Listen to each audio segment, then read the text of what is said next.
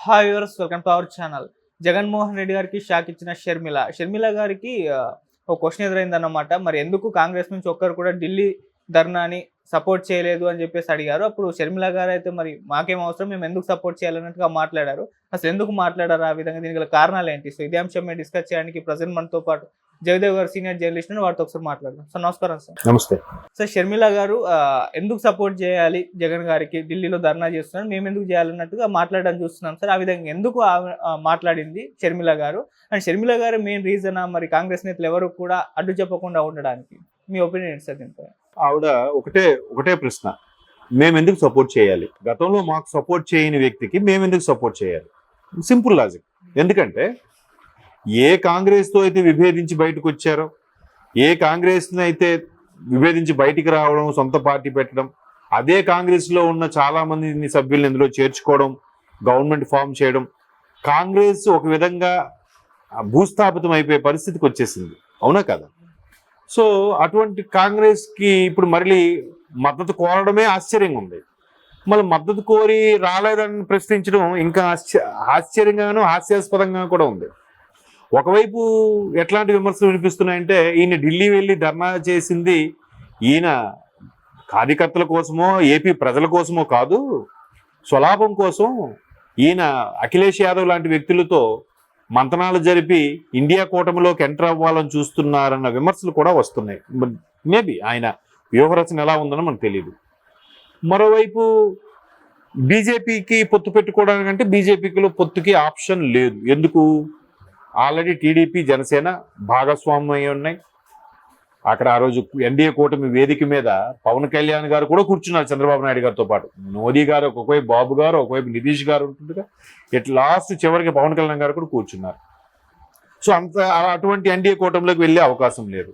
పోనీ గత 5 ఏళ్లలో బీజేపీతో పొత్తుకు చాలా ప్రయత్నించి బీజేపీ ఎన్డీఏ కూటమి ఏ పథకం పెట్టినా ఫస్ట్ మేమే చేస్తాం అని చెప్పి తీసుకొచ్చి రాష్ట్రాన్ని రుద్ది, అక్కడ నుంచి పథకాలు అయితే తెచ్చుకొని దాంట్లో కొంత షేరింగ్ పెట్టుకొని వీళ్ళు ఫోటోలు వేసి మేమే చేసామన్నట్టుగా చూపించి, పైగా వీళ్ళు చేసే కొన్ని రకాల తప్పులకి బీజేపీ కూడా ఎప్పుడు అడ్డు చెప్పలేదు, ఎక్కడ చెక్ పెట్టలేదు.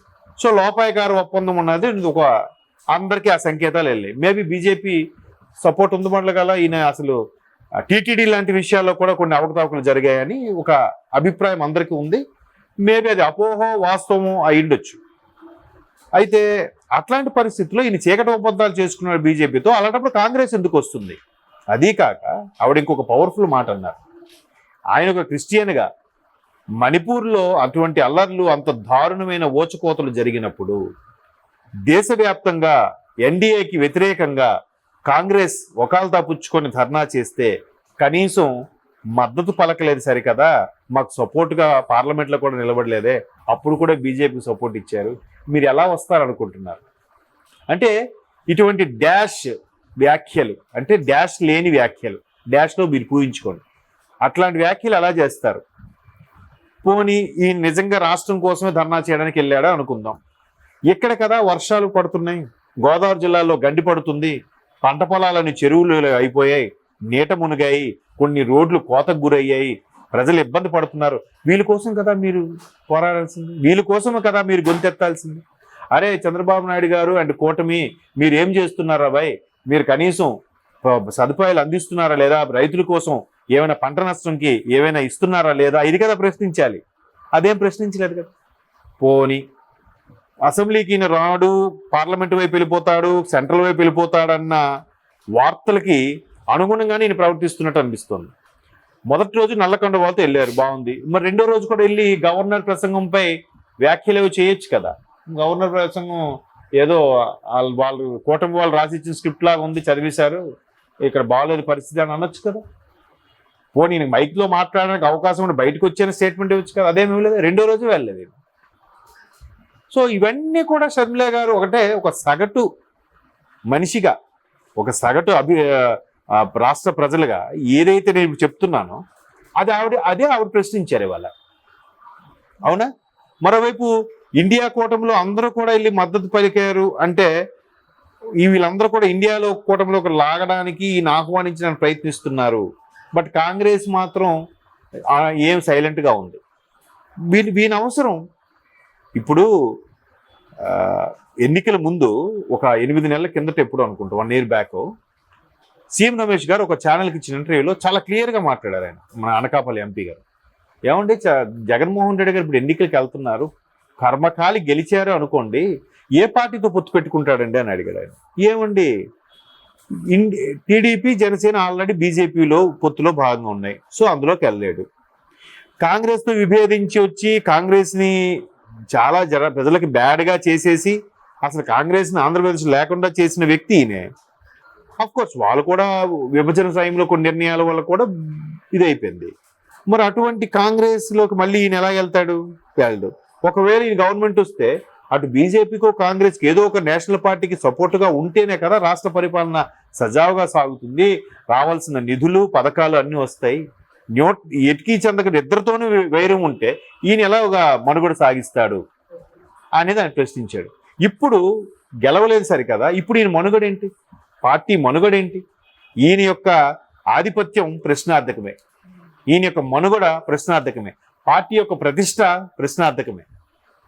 సో పార్టీని కాపాడుకోవడానికి ఈయన మనుగడ కోసమే ఇవన్నీ చేస్తున్నారు అన్నట్టుగా ఈయన దీనికి సంబంధించిన పని చేస్తున్నట్టుగా అనిపిస్తోందని ఆవిడ వ్యాఖ్యలు చేశారు. ఆవిడ వ్యాఖ్యలు చేసిన తప్పే లేదు. ఇప్పుడు ఆవిడ కూడా ఎందుకంది మళ్ళీ వీళ్ళందరూ ఏమంటారు, మెసుగునూరి ఏదో షర్మిలా గారు మరలే అన్నాన్ని చూడకుండా వ్యాఖ్యానించిందంటే కాంగ్రెస్ ప్రతినిధిగా పిసిసి చీఫ్గా ఆవిడ రెస్పాండ్ అవ్వాలి. ఎందుకంటే కాంగ్రెస్ మాకు మద్దతు ఇవ్వలేదని స్టేట్మెంట్ ఇచ్చారు. ఆయన ఎందుకు ఇస్తుంది కాంగ్రెస్? పోనీ వీళ్ళు వెళ్ళి పిలిచారా? వీళ్ళు వెళ్ళి సాయం అడిగారా?